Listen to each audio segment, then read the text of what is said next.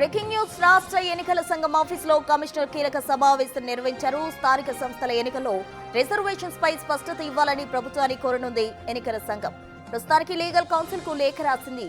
సోమవారం న్యాయ నిపుణులతో రాష్ట్ర ఎన్నికల సంఘం అధికారులు భేటీ కాబోతున్నారు. ఎన్నికల నిర్వహణపై హైకోర్టు అభ్యంతరం తెలకపోవడంపై అధికారులు సమాలోచన చేస్తూ ఉన్నారు. హైకోర్టు ఉత్తర్వులను పరిశీలిస్తూ ఉన్నారు.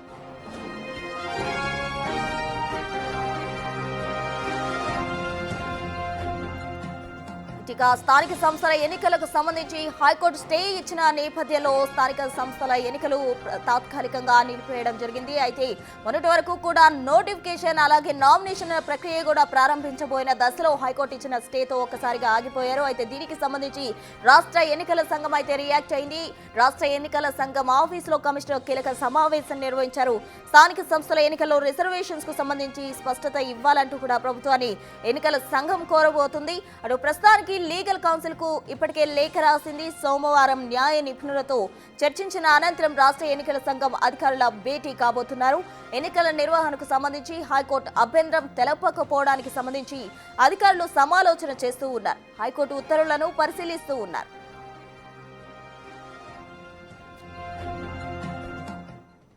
ఇదే అంశానికి సంబంధించి పూర్తి వివరాలు మా ప్రతినిధి వాసు లైవ్ లో అందించేందుకు సిద్ధంగా ఉన్నారు. వాసు, చెప్పండి, స్థానిక సంస్థల ఎన్నికలకు సంబంధించి అటు కమిషనర్ ఇప్పటికే లేఖ రాయడం జరిగింది. మరోవైపు ఎన్నికలకు సంబంధించి బీసీ రిజర్వేషన్స్ కు సంబంధించి కూడా ప్రస్తావించే అవకాశం ఉంది. అటు నివేదిక కూడా ప్రభుత్వానికి కోరనుంది. కంప్లీట్ డీటెయిల్స్ ఏంటి వాసు?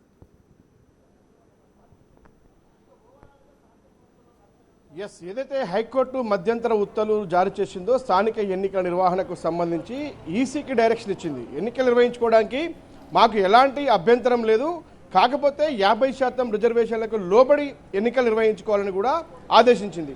ఈ నేపథ్యంలో ప్రస్తుతం రాష్ట్ర ఎన్నికల సంఘం సమాలోచనలు చేస్తూ ఉంది. ఏ విధంగా ముందుకెళ్ళాలి, ఎందుకంటే తెలంగాణ ప్రభుత్వానికి సంబంధించి 42% రిజర్వేషన్లతోటే ముందుకు వెళ్ళాలి, బీసీకి సంబంధించి అనేటువంటి ఆలోచన చేస్తూ ఉంది. కాబట్టి సుప్రీంకోర్టుకు వెళ్ళాలి అన్నటువంటి సమాలోచనలు జరుపుతూ ఉంది.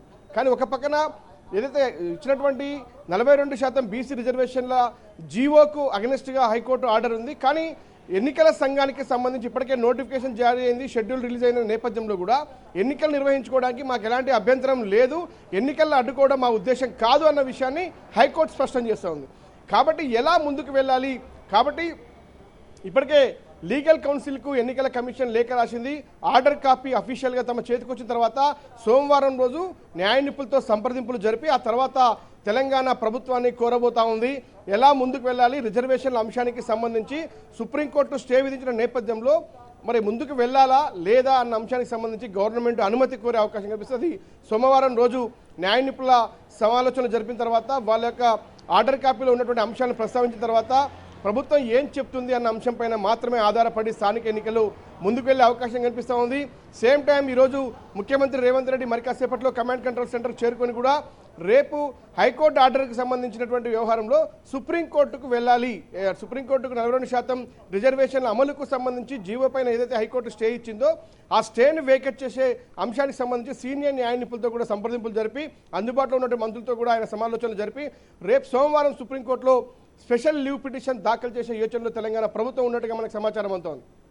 కాబట్టి ఖచ్చితంగా కూడా హైకోర్టు సూచించిన విధంగా కూడా 50% రిజర్వేషన్లకు లోబడి ఎన్నికలకు వెళ్లే ఉద్దేశం ప్రభుత్వానికి లేదని చాలా స్పష్టంగా తెలుస్తుంది. ఎందుకంటే ఇప్పటికే బీసీ సంఘాలతో పాటు బీసీ మంత్రులతో పాటు బీసీ కాంగ్రెస్ నేతలు కూడా చాలా పెద్ద ఎత్తున డిమాండ్ చేస్తూ ఉన్నారు. 42% రిజర్వేషన్ల కల్పనతోటే స్థానిక ఎన్నికలు జరగాలి అన్న డిమాండ్, మీ అవసరమైతే మేమే సుప్రీంకోర్టుకు వెళ్తామని కూడా బీసీ సంఘాలు ఇప్పటికే హెచ్చరికలు జారీ చేస్తూ ఉన్నాయి. కాబట్టి ప్రభుత్వం కూడా ఏదైతే హైకోర్టు ఇచ్చినటువంటి జీవో పైన స్టేను వేకేట్ చేసేందుకు సుప్రీంకోర్టుకు వెళ్లే యోచనలో ఉంది.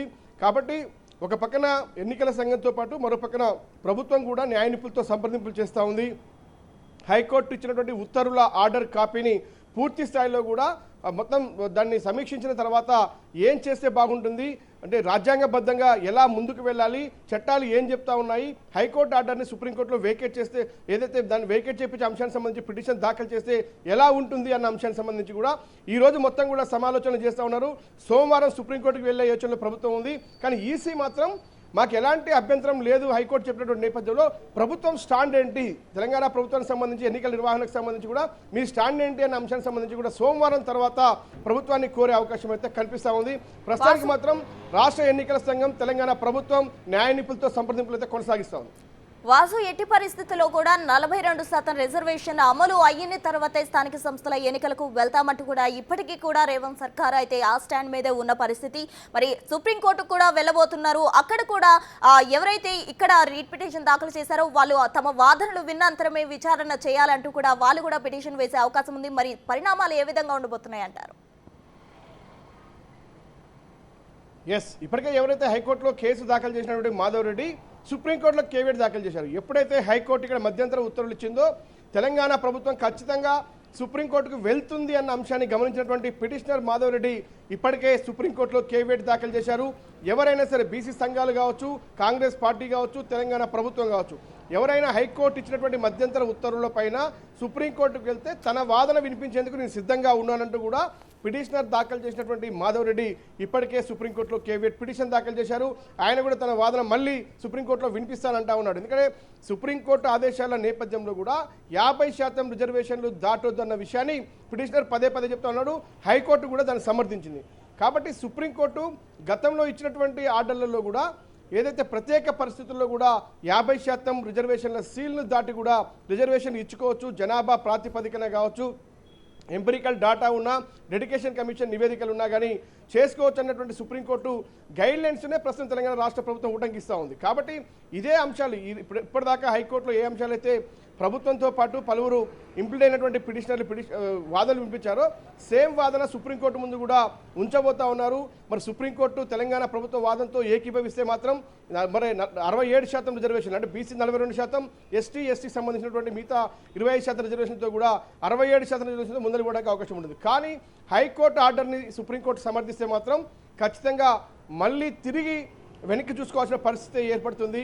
కాబట్టి ఒకవేళ సుప్రీంలో కూడా ఇదే తరహాలో కనుక వచ్చినట్లయితే 42% రిజర్వేషన్ కి సంబంధించి కూడా పాత పద్ధతి అనుసరిస్తే కేవలం 26% రిజర్వేషన్ వస్తుంది. మరి అటువంటి పరిస్థితుల్లో పార్టీ పరంగా ఏమైనా రిజర్వేషన్స్ కేటాయించే అవకాశం ఉందంటారా? ఖచ్చితంగా నెక్స్ట్ ఉన్నటువంటి తెలంగాణ ప్రభుత్వానికి నెక్స్ట్ ఉన్నటువంటి ఆప్షన్ ఏకైక ఆప్షన్ పార్టీ పరంగా 42% రిజర్వేషన్లు బీసీలకు కల్పిస్తూ ఎన్నికలకు వెళ్ళడం. కానీ తెలంగాణ ప్రభుత్వం ఇలా ఒక ఆప్షన్ అంటే 50% రిజర్వేషన్లకు లోబడి మిగతా 17% రిజర్వేషన్లు ఓపెన్ కేటగిరీలో వెళ్లాలని సూచించింది. కానీ అందుకు తెలంగాణ ప్రభుత్వం ఏమాత్రం అంగీకరించే పరిస్థితి లేదు. కాదు ఎన్నికల కమిషన్ని ఆ పద్ధతిలో ముందుకు వెళ్ళొచ్చని కూడా సూచించింది. కానీ ఎన్నికల కమిషన్ ప్రభుత్వ అనుమతి తీసుకోవాల్సి ఉంది. అది సోమవారం పూర్తిగా హైకోర్టు ఆర్డర్ కాపీని ఆ సారాంశం మొత్తాన్ని కూడా పరిశీలించిన తర్వాత ఆచితూచి ఎన్నికల కమిషన్ అడుగు వేయబోతోంది. కాబట్టే సోమవారం తర్వాత ఎన్నికల కమిషన్ తెలంగాణ ప్రభుత్వాన్ని సంప్రదిస్తుంది, పంచాయతీరాజ్ శాఖ అధికారులను సంప్రదిస్తుంది.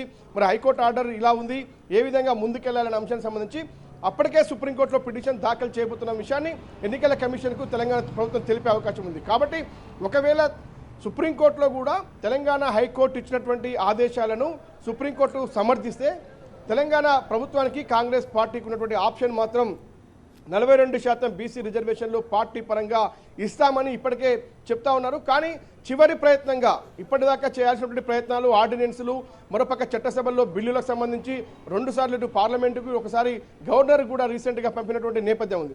ఎక్కడ కూడా అనుమతులు లభించినటువంటి నేపథ్యంలో కూడా చివరిగా ఇప్పటికే జీవో ద్వారా కూడా జీవో నెంబర్ 9 ద్వారా బీసీలకు 42% రిజర్వేషన్లు కల్పిస్తూ ఎన్నికలకు వెళ్ళింది, నోటిఫికేషన్ వచ్చింది, షెడ్యూల్ రిలీజ్ అయింది, ఆల్రెడీ నామినేషన్లు కూడా దాఖలయ్యాయి. ఈ సమయంలో హైకోర్టు అడ్డుకుంది. కాబట్టి మళ్ళీ చివరి ఆప్షన్గా సుప్రీంకోర్టు వెళ్ళడం మాత్రమే తెలంగాణ ప్రభుత్వానికి ఉన్నటువంటి ఆప్షన్.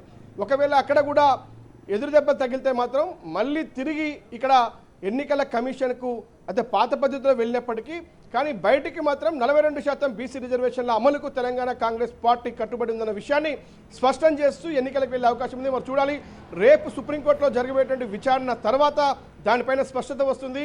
హైకోర్టు ఆర్డర్ని సమర్థిస్తుందా లేదంటే స్టేను వేకేట్ చేస్తుందా అన్న విషయం సుప్రీంకోర్టులో తేలబోతుంది. తెలంగాణ ప్రభుత్వం మాత్రం సుప్రీంకోర్టుకు వెళ్లే యోచనలో ఉన్నట్టుగా తెలుస్తూ ఉంది. Right Vasu, thank you.